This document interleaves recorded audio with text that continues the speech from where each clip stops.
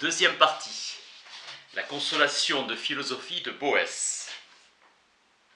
À l'opposé des trois modes de connaissance humains, par les sens, par l'imagination et même par la raison, qui restent accrochés à la réalité vécue et ne peuvent donc s'abstraire des contraintes de la temporalité. L'intellection divine est pure simultanéité, qui contemple d'un seul regard l'entière chaîne des causes et leur effet harmonieux. Si Dieu sait par avance et de toute éternité la direction du char, il ne la contraint pas pour autant. Son perpétuel présent est le garant de la liberté humaine. Paradoxe du sort odieux fait au juste, victoire de son bourreau au profit du bien éternel perçu dans son unicité. Apologie du libre arbitre sorti de la plume d'un condamné à mort. Notre époque a une lecture qui privilégie l'analyse du projet philosophique et de ses sources. Le chef-d'œuvre de Boès est resté livre d'études. Boès, une fois privé de ses livres, obtient le rêve caressé par Cicéron de concilier les deux maîtres de la philosophie antique, Platon et Aristote.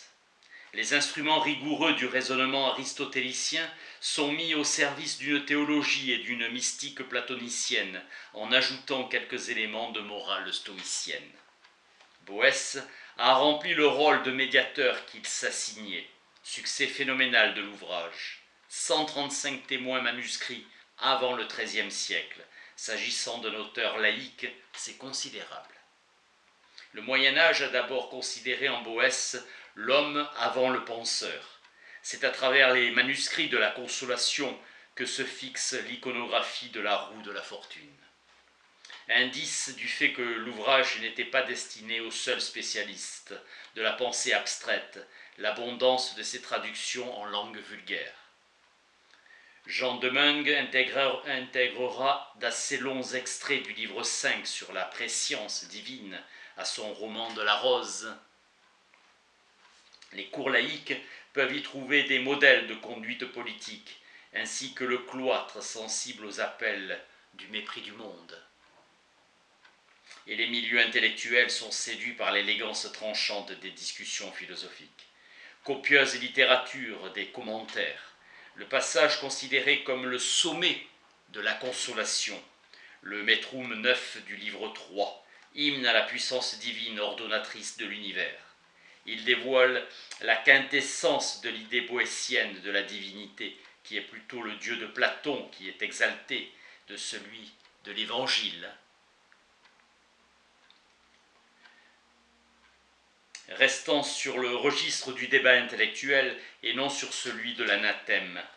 L'exégète Rémy d'Auxerre s'abritant derrière des formules comme « ici, il parle comme un païen », où là, il s'exprime plutôt en philosophe qu'en catholique. Les gloses laissent entendre que si Boès adopte à l'occasion le point de vue de l'adversaire païen ou philosophe, ce n'est que pour mieux mettre en valeur celui de la vraie foi. Le cardinal Pierre d'Amiens, vers 1007-1072, décernera une sorte de brevet d'orthodoxie à Boès, plaidant en faveur de son acceptation globale par le monde médiéval. Un martyr, victime du tyran hérétique, ne saurait, tout laïque qu'il soit, être considéré avec circonspection. Un effet d'interaction entre la vie et l'œuvre fait gagner à l'homme sa sainteté à mesure que l'examen de sa pensée va s'approfondissant. Dante, dans son Paradis, l'installe aux côtés de Thomas d'Aquin, l'homme se trouvant être l'un des fondateurs de la doctrine catholique de la Trinité. Boès, qui s'apprête dans la douleur à regagner le sein de son Créateur, ne cite jamais le texte du livre sacré, sauf peut-être une fois au chapitre 3, 12, qui semble faire écho au verset 8.1 du livre de la sagesse, le plus hellénisé de toute la Bible. Rand, le commentateur, allant jusqu'à considérer cette rencontre comme fortuite. L'opinion unanime du Moyen-Âge atteste la foi de Boès. C'est ainsi que la figure de philosophie sera identifiée à celle de la sagesse divine par Alcuin, que suivent la plupart des lecteurs carolingiens. Nous pouvons faire de l'ouvrage une sorte de prolongement tardif des entretiens de Sénèque, comme la vie heureuse ou la constance du sage, et y décerner un mouvement ascendant qui conduit le lecteur de l'historique, livre 1, au moral, livre 2 et 3, puis du moral au religieux, livres 4 et 5. Sans oublier les circonstances spécialement dramatiques de sa composition et la forme littéraire, alternance entre passages en vers et passages en prose, forme rare en philosophie, dont le métronome 3-9 jugé obscur qui représente le centre.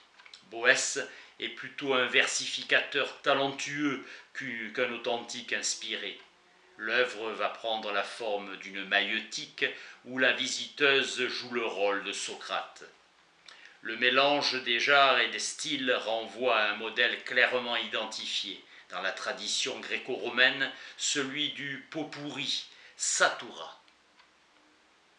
La satire, inventée par un obscur disciple de Diogène, Ménippe. La tradition philosophique romaine de Varron, 1er siècle avant Jésus-Christ, au Saturnal de Macrobe, début du 5e siècle, l'adopte avec bonheur. La satire met en scène la pensée en train de se faire, de s'inventer. Le paradoxe volontiers manié avec un humour grinçant. L'œuvre du philosophe grec Lucien, 1er siècle après Jésus-Christ, peut en donner une idée. L'hypothèse est que l'ensemble de la consolation serait à lire comme une dénonciation ironique des fausses valeurs et des faux remèdes de la philosophie antique, condamnés à s'effacer au profit de ce qui constitue leur ombre lumineuse, la foi chrétienne. Le refus obstiné de Boès de faire la moindre référence à celle-ci témoignerait en creux de son adhésion. Position paradoxale de la postmodernité nous paraît impossible à tenir. Il semble que le mixte de théologie mystique et de science encyclopédique, mêlant la farce et la doctrine, traduise une esthétique de sérieux risible. Le décalage évident entre la forme littéraire et les circonstances de la composition impose l'idée que la vérité n'est pas simple ni univoque. C'est la philosophie au sens où on entend le terme dans l'Antiquité, non un corps de doctrine, mais une règle de vie, une façon d'être au monde et d'être en amitié avec lui. Boès, en choisissant le vieux genre hybride de la satura, renoue avec cette tradition classique contre la tentation doctrinaire. Boès se défait de sa bibliothèque pour affronter plus nu, plus vrai, le rendez-vous suprême. Boès n'a plus d'autre bien que le temps. Selon John Marambon, philosophie s'inflige un désaveu voulant concilier l'omniscience de Dieu avec la liberté humaine. La raisonneuse réintroduisant dans le système la notion de causalité et par là le déterminisme, l'édifice s'effondre. Ni dérision du raisonnement spéculatif, ni disqualifier la quête fervente de la vérité par philosophie au motif qu'elle serait insincère. Son inefficience se fait silence. C'est silencieux Tacitus, enfermé en soi-même. Boès compose et s'apitoie sur son propre malheur. C'est à ce silence de mort que philosophie vient l'arracher. La vraie philosophie se moque de la philosophie. Face aux injures infligées par le sort, tous les discours, tous les raisonnements ne sont que jactance, et l'attitude philosophique une pose. Nous écoutons Boès gémir sur la perte de son bonheur.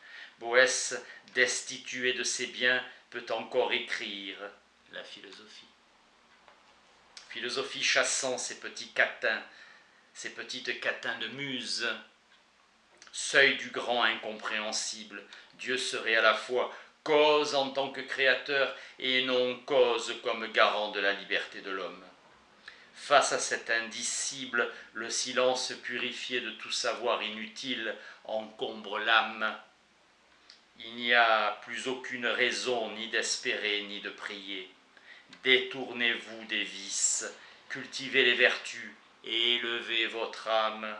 La nécessité est grande quand vous agissez sous les yeux d'un juge qui distingue toutes choses.